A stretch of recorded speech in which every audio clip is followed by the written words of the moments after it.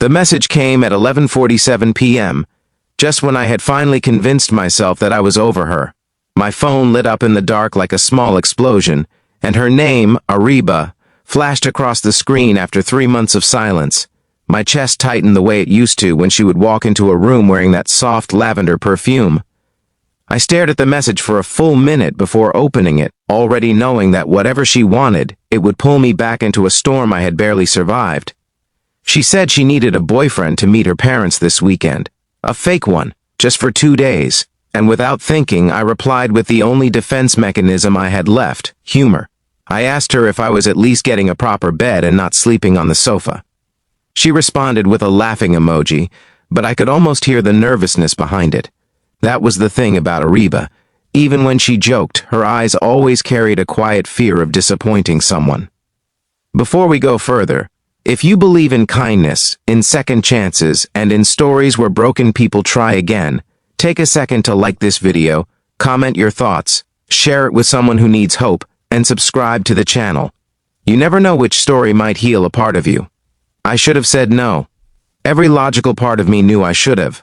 We hadn't ended badly, but we hadn't ended gently either. Our breakup was the kind that happens when two people love each other but can't figure out how to stop hurting one another. She wanted stability, I was chasing dreams. She wanted reassurance, I was too proud to show weakness. In the end, we both walked away pretending it was mutual, even though the silence afterward felt like losing oxygen. But that night, staring at her message, I realized something uncomfortable. I had missed her every single day. She told me her parents were pressuring her into meeting a family friend's son. He was successful, settled, and everything her father believed a real man should be. She just needed someone to show up and prove she wasn't alone, someone to make her parents believe she had chosen differently. She said I was the only one she trusted to pull it off without making it weird. I laughed when I read that.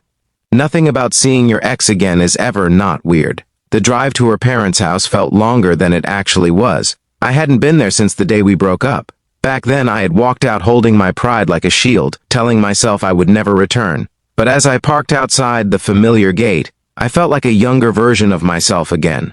Hopeful, terrified, foolishly in love. When she opened the door, time did something strange. It didn't rewind, but it softened. She looked the same and different all at once.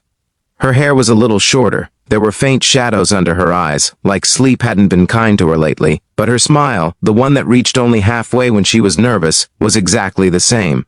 Her parents greeted me warmly, too warmly. They offered tea, snacks, and questions. Endless questions.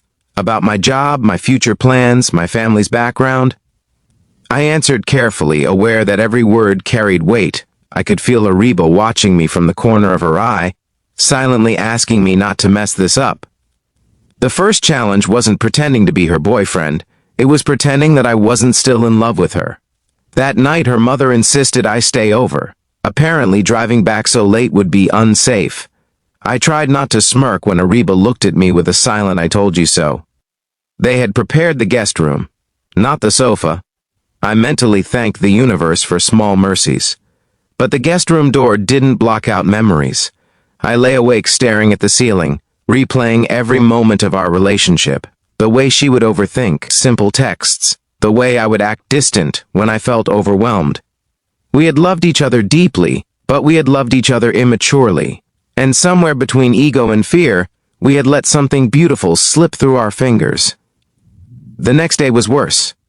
Her father invited me to join him for a morning walk. It felt less like a walk and more like an interview. He spoke about responsibility, about being a man of his word, about how love isn't enough without stability. His words weren't cruel, but they were sharp. I realized then that he hadn't disliked me before. He had simply doubted me. And maybe he had been right. Back inside, Ariba and I found ourselves alone in the kitchen. The air felt heavier without witnesses. She thanked me softly for coming. I shrugged it off, pretending it was no big deal, but my voice betrayed me. There are some people you can lie to. She was never one of them. She admitted she hadn't been sleeping well, that her parents' expectations felt like walls closing in, that she had tried talking to other men but none of them felt real. She said she didn't miss me every day anymore, but some days were harder than others. That confession did something to me. It hurt, but it also healed. The turning point came that evening during dinner. The family friend's son showed up unexpectedly. Apparently, her father had invited him just to see. The room shifted. The tension was immediate. He was confident, polished, the kind of man who never stumbled over his words. He spoke about investments and international travel. I felt small in comparison.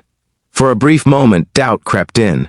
Maybe this was what she deserved. Someone steady, someone impressive. But then I looked at her. She wasn't impressed. She was uncomfortable. Her laughter sounded forced, her fingers tapped nervously against her glass, and suddenly I understood something important. Love isn't about competing, it's about knowing someone well enough to see when they're drowning in expectations. When her father casually asked about my long-term plans with Ariba, the room went silent. This was the moment. The fake boyfriend act could either collapse or transform into something real. I didn't deliver a grand speech, I didn't promise riches or perfection. I simply spoke honestly. I admitted that I had made mistakes before, that I had prioritized pride over communication, that I had once been unsure about my path. But I also said that losing her had forced me to grow up in ways I hadn't expected. I told them I was building something steady now, not just a career, but a version of myself I could be proud of. And then I said something that surprised even me. I said that if I ever stood in front of them again asking for their daughter's hand, it would not be as a favor or an act. It would be because I had earned it. The silence that followed felt endless. Her father didn't smile. He didn't frown either. He simply nodded, like a man weighing possibilities. The other guest looked uncomfortable and soon found an excuse to leave. Later that night, Ariba and I stepped outside into the quiet courtyard. The air was cool, carrying the scent of jasmine. She looked at me with tears balanced carefully in her eyes. Not dramatic tears, not loud ones. Just the kind that come when someone finally feels understood. She asked me why I said all that when this was supposed to be pretend, and I told her the truth, that somewhere between the breakup and tonight, I had realized I didn't want to keep pretending about us, that I was tired of acting unaffected, that if she was asking me to play boyfriend for a weekend, maybe it was because a small part of her still believed in us too. She didn't answer immediately, she just stepped closer. There was no dramatic kiss, no fireworks, just two people standing inches apart feeling the weight of everything unsaid. The final morning felt different, lighter. Her mother smiled at us knowingly. Her father asked me to join him in the garden again, but this time the conversation was shorter. He said something simple that stayed with me. He said that love is easy at the beginning, but respect is built over time, and that if I wanted to be taken seriously, I had to show consistency, not just passion. When I left that afternoon, it wasn't as a hired boyfriend. It wasn't as an ex either. A week later, Ariba called me, not for a favor, not for a performance. She asked if we could start again, slowly, honestly, without pretending this time. I said yes, but with conditions. We would communicate better. We would call out our fears instead of hiding behind sarcasm. We would build something stable, not just exciting. It hasn't been perfect. Real love rarely is, but it has been real. Sometimes I think about that late-night message and smile. About how a joke about not sleeping on the sofa became the doorway to a second chance. About how pride almost cost me the woman I loved. And about how growth doesn't always happen in grand moments. It happens in small, uncomfortable truths spoken at the right time. If this story touched your heart, if it reminded you of someone you lost or someone you're fighting for, please take a moment to like this video, share it with someone who believes in love, and subscribe for more stories that remind us what really matters. And before we reach the end, I have a special request. Comment below and tell me, do you believe in second chances when it comes to love? Because here's what I've learned. Sometimes life gives you a weekend to pretend, and sometimes if you're brave enough to speak honestly, that weekend turns into a lifetime. And maybe, just maybe, the person you thought you lost is simply waiting for you to grow into someone who can love them better.